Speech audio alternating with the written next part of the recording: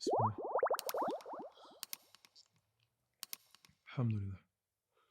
Assalamu alaikum guys, and peace be upon you all. So over the course of the last year, we've been uploading short Sunnah reminders with our beautiful brother Mukhlis Mah, who, as one of our viewers described, is a Chinese guy with an Australian accent who speaks perfect Arabic. MashaAllah, MashaAllah. Basically, they're various videos highlighting the customs and practices or sunnahs of the Prophet Muhammad sallallahu alaihi wasallam in various situations, whether that be going to sleep, waking up, wearing clothes, hanging out with your friends, or even grabbing a bite to eat. Simple, basic videos that were doing pretty well and garnering a lot of positive feedback until we released this video.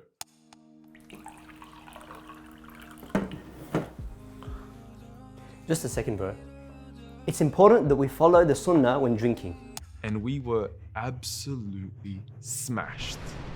And look, let me be the first to admit it that, yeah, maybe the style of the video was a bit cringy and the clickbaity title on drinking water wrong could have been reworded. And look, I take full responsibility for that on behalf of OnePath Network, and I'm totally sorry. In your honor, I'm sorry. But regardless of this, after reading many of the comments, it became clear and apparent that the problem wasn't necessarily with the acting or the style of the video, but rather people were disturbed by the mere fact that Muslims have a prescribed way of drinking water. You shouldn't drink in one big gulp like a beast does.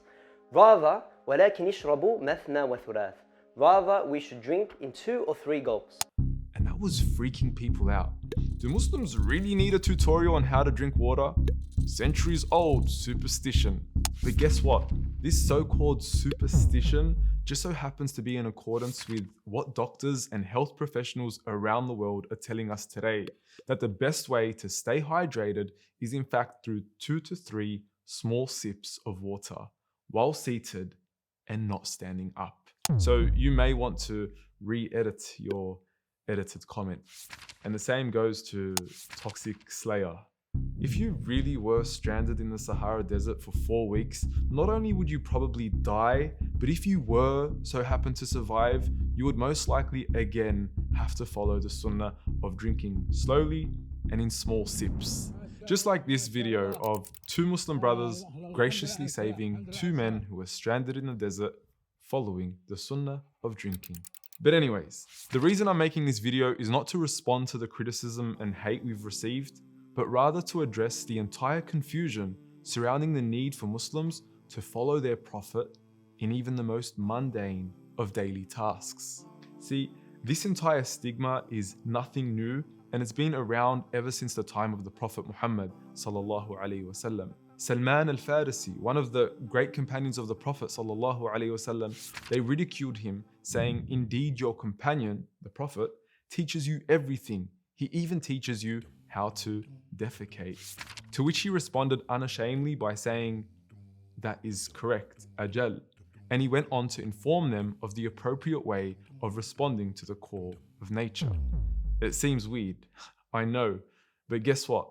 Muslims are also weirded out by the fact that most people don't follow these basic, simple steps either. I would say that most Muslims living in the West are all wondering why nobody washes their. But yeah, sometimes seemingly simple things aren't so simple after all. And the simple advice we receive from our Prophet goes a long way in bettering our lives. And it's become somewhat of a recurring pattern that is no longer surprising to Muslims, whereby simple sunnahs from 1400 years ago are constantly validated again and again through scientific research and studies. Whether that be the simple act of washing your hands before you eat, promoting hand hygiene, which by the way is only a recent discovery from less than 200 years ago, or the importance of brushing your teeth throughout the day, which is now considered mandatory for dental hygiene, or regular fasting, which has been promoted across the world as a healthy lifestyle choice, or even the inner, more subtle prophetic custom of frequently practicing gratitude, which has now only recently become ubiquitous among psychologists and mental health experts as a remedy for certain forms of depression and anxiety. But guess what? We weren't waiting for anyone's validation, nor do we need anyone's validation to follow his practices. As human beings, we all subconsciously follow someone or something. We innately follow our parents, our families, our cultures, and even social icons and public figures. We emulate their ways and imitate their practices all the time.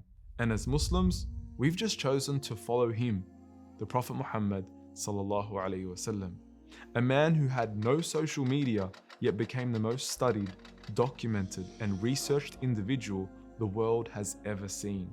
Arguably the most respected man to walk the earth, who became the most emulated, copied, and followed human being, even to the most minute of details. We believe our Prophet Muhammad sallallahu alaihi wasallam was divinely inspired by the creator of the universe, Allah.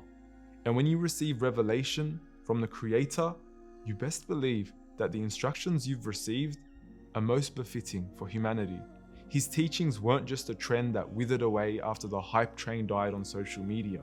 His customs and practices have outlasted the test of time. So much so that even 1400 years after his passing, his practices are ever present in Muslim homes around the world. His ability to bring meaning, happiness, and tranquility to the lives of almost a quarter of the world's population should really say something. At the end of the day, everyone is free to follow whomsoever they wish. We've chosen him and found the benefit to be immeasurable. Perhaps you should study this man too, and maybe you'll find what we found too.